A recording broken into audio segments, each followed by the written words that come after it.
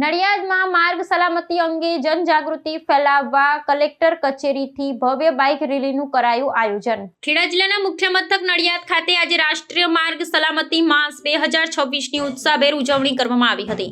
આ અવસરે માર્ગ સુરક્ષાના નિયમો પ્રત્યે નાગરિકોમાં જાગૃતિ લાવવાના ઉમદા હેતુથી કલેક્ટર કચેરી ખાતેથી એક ભવ્ય બાઇક રેલીનું આયોજન કરવામાં આવ્યું હતું। જિલ્લા કલેક્ટરે પોતે આ રેલીને લીલી ઝંડી આપી પ્રસ્થાન કરાવ્યું હતું। કલેક્ટર કચેરીથી શરૂ થયેલી આ રેલી શહેરના મુખ્ય માર્ગો પર ફરી પવિત્ર સંતરામ મંદિર સુધી પહોંચી હતી, જેમાં મોટી સંખ્યામાં યુવાનો અને સરકારી અધિકારીઓએ ભાગ લીધો હતો। અંદાજે 4 કિલોમીટર લાંબી આ બાઇક રેલી દરમિયાન સહભાગીઓએ હેલ્મેટ ધારણ કરી માર્ગ સલામતીના સૂત્રોચ્ચાર કર્યા હતા। આ આયોજનનો મુખ્ય હેતુ વાહન ચલાવતી વખતે ટ્રાફિકના નિયમોનું પાલન કરવા અને માર્ગ અકસ્માતોની સંખ્યામાં ઘટાડો કરવા માટે જનતાને પ્રોત્સાહિત કરવાનું છે।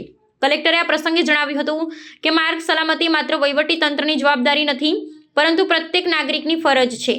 રેલીના માધ્યમથી ખાસ કરીને યુવા પેઢીને વાહન ચલાવતી વખતે સાવચેતી રાખવા અને માર્ગ સુરક્ષાના સાધનોનો ઉપયોગ કરવા અપીલ કરવામાં આવી હતી।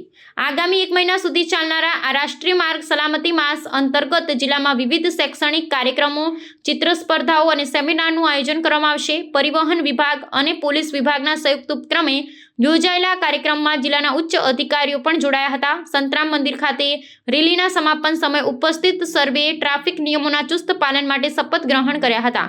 વહીવટી તંત્રને આશા છે કે આ પ્રકારની જનજાગૃતિ પહેલથી જિલ્લામાં માર્ગ અકસ્માતના દરમાં નોંધપાત્ર ઘટાડો જોવા મળશે।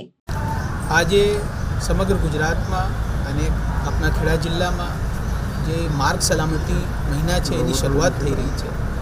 તો આ દિવસે હું ખેડા જિલ્લાના દરેક પ્રજાજનોને, દરેક વાહન ચાલકોને, વાલીઓને, વિદ્યાર્થીઓને આ મહિનાની શુભેચ્છા પાઠવું છું। અને આ જે ઉજવવાનો આશય છે એનો હેતુ છે કે આપણે જે રોડ સેફ્ટીના નિયમો છે એનું પાલન કરીએ અને આપણે દર વખતે યાદ રાખવાનું હોય કે ઘરે આપણી કોઈ રાહ જોઈ રહ્યા છે, તો આપણે કુટુંબીજનોના જે આપણા ઉપર જવાબદારી છે અને જે યંગ લોકો છે એમના માતા પિતા એમની રાહ જોઈએ છે, તો આપણા માટે ખૂબ જરૂરી છે કે રોડ સેફ્ટીના નિયમોનું પાલન કરીએ અને ખેડા જિલ્લાને અકસ્માત મુક્ત કેવી રીતે આપણે કરી શકીએ એના ઉપર 1 મહિનાનું આ અભિયાન રહેશે। આ અભિયાનની હું ફરીથી આરટીઓની ટીમ અને જે પોલીસ ખાતા છે આમાં એક્ટિવલી જોડાયા છે, તો હું દરેકને એની શુભેચ્છા પાઠવું છું।